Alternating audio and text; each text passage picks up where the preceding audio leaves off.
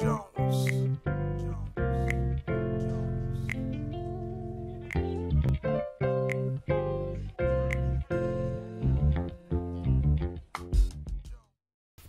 Bonjour à tous, c'est une joie pour moi de vous retrouver aujourd'hui dans un nouvel épisode de Sa parole et moi. Nous continuons la série qu'on a commencé la semaine dernière sur ceux qui sont tombés, parce qu'on va apprendre de ceux qui sont tombés.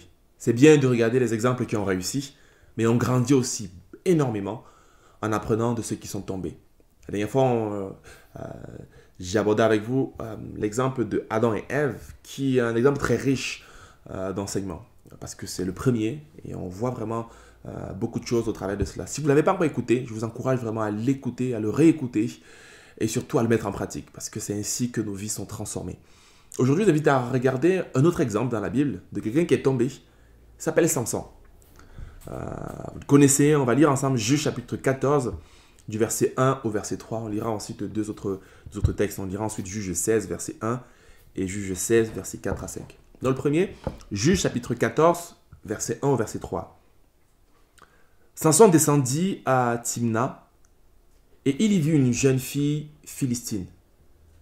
À son retour chez lui, il annonça à son père et à sa mère: « J'ai vu une jeune fille philistine à Timna, prenez-la maintenant pour ma femme. » Son père et sa mère lui dirent: « N'y a-t-il donc pas de femme dans notre tribu et dans notre peuple tout entier pour que tu ailles prendre une femme chez les Philistins ?» Ces incirconcis, Samson répéta à son père: « Prends-la pour moi, car elle me plaît. » Juge, chapitre 16, verset 1, un autre texte. Samson sortit pour Gaza. Il y vit une prostituée et il entra chez elle. Deuxième texte. Le troisième et le dernier, Juge, chapitre 16, toujours, verset 4 au verset 5, on va un peu plus loin. Après cela, il aima une femme dans la vallée de Sorek. Elle s'appelait Délila. Les princes des Philistins montèrent vers elle et lui dirent: « Flatte-le pour savoir d'où lui vient sa grande force et comment nous pourrions le maîtriser. Nous l'attacherons pour le dompter et nous te donnerons chacun 1000 pièces. » Amen. Que Dieu bénisse sa parole. Alors, pour plusieurs d'entre vous, vous connaissez cette histoire de Samson, qui était cet homme remarquablement fort, avec une puissance hors du commun, qui donnait une raclée à chaque fois qu'il s'emparait de ses ennemis, notamment les Philistins. Et j'ai mis en évidence ces trois textes, parce qu'elles ressortent certains éléments du caractère de Samson. Samson était un homme qui avait une notion puissante de Dieu dans sa vie. Il avait un appel remarquable. Il va régner comme juge pendant près de 20 ans en Israël, avec une force, avec un charisme, avec des dons surnaturels. Mais pour autant, il va tomber. Il va passer à côté d'une bonne partie de sa destinée, je crois, parce qu'il n'a pas fait attention à certaines règles que Dieu lui avait données, à certains principes. Samson, c'est l'exemple type du don spirituel, de l'onction sans le caractère qui vient avec. Parce que l'Esprit de Dieu tombait chaque fois sur lui et il accomplissait des exploits. Il tuait des lions, il tuait les Philistins par milliers, il délivrait Israël de l'oppression. Mais en même temps, il avait des faiblesses. L'une d'elles, c'est qu'il aimait beaucoup le sexe opposé. En d'autres mots, c'était un coureur de jupons, si on pourrait dire cela. La première fois, il va rencontrer une femme qui va lui plaire. Ses parents vont dire: « Mais pourquoi tu ne trouves pas une Israélite parmi nous ?» Il va dire que non, celle-là me plaît.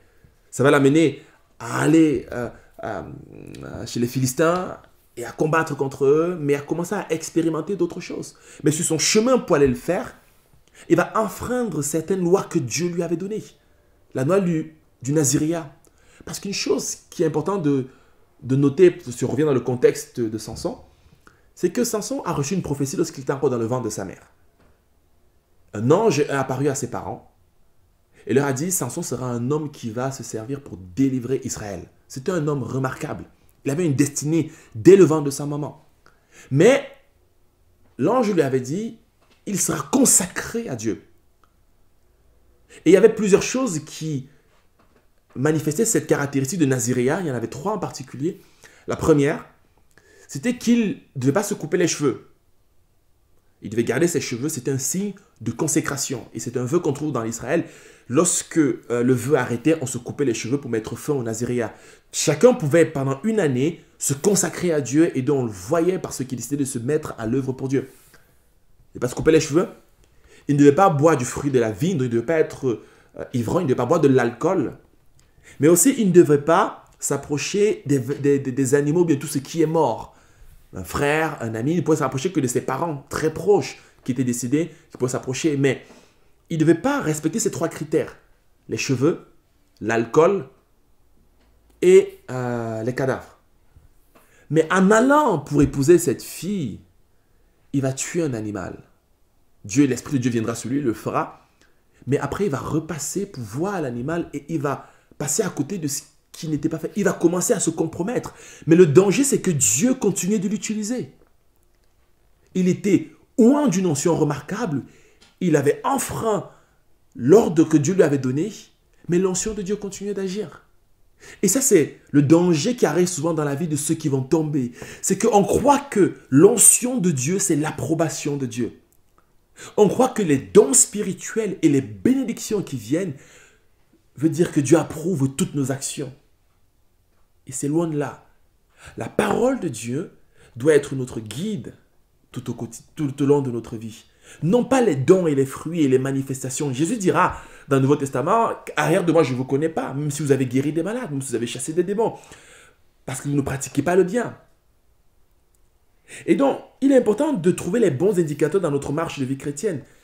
Et donc, le fait que Dieu nous utilise, le fait qu'on prêche, les gens soient bénis, le fait qu'on prie, les gens soient guéris, le fait qu'on ait l'impression qu'on sert Dieu et qu'il y a des bons fruits, ne veulent pas dire que nous ne sommes pas en train de tomber. Parfois, ce n'est qu'une question de temps. Le service ne doit jamais remplacer ma connexion et ma relation avec Dieu. Donc, Samson était oint, mais l'onction ne suffisait pas. Samson avait une faiblesse. Il avait une faiblesse pour les femmes. À 3 reprises, c'était au moins ce que je l'ai vu. Il y avait cette fille qui va descendre et dont la situation va se finir de manière catastrophique parce que finalement, cette femme va être donnée à un de ses compagnons parce qu'elle l'aura trahi. Ensuite, il va entrer chez une prostituée, il va passer toute la nuit. Et enfin, il va rencontrer Delilah. Cette femme qui va jour après jour lui crier derrière, dit « C'est quoi ton secret ?» Il va inventer tellement d'autres situations. Jusqu'à la fin, il va cracher le morceau. Il va dire « Ma puissance se trouve dans mes cheveux. » En d'autres mots, dans ma consécration pour Dieu. Dès lors que j'arrête d'être consacré à Dieu, je tombe. Et c'est comme ça qu'il va tomber. Alors, qu'est-ce qui nous passionne? Faisons attention dans nos relations, c'est vrai évidemment, avec le sexe opposé. Si c'était le monde contemporain, peut-être Samson serait plongé dans la masturbation, plongé dans l'adultère, plongé dans la fornication. Et parce que Dieu est là, parce qu'il a l'impression que Dieu se sert de lui, il croit que Dieu approuve. Non, ce n'était qu'une question de temps pour qu'il tombe.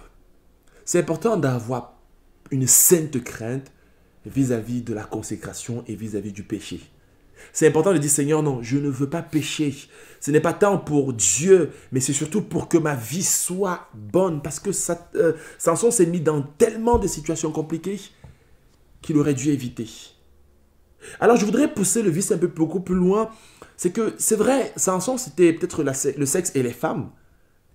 Mais peut-être notre problème, ce n'est pas le sexe ou les femmes, mais c'est une addiction qu'on a dans notre vie. Ça peut être le jeu. On aime trop jouer. Il y a certains qui sont addicts peut-être aux jeux vidéo et il sait que s'il arrête, il est mal dans sa peau. Ça peut être la télé, trop de loisirs.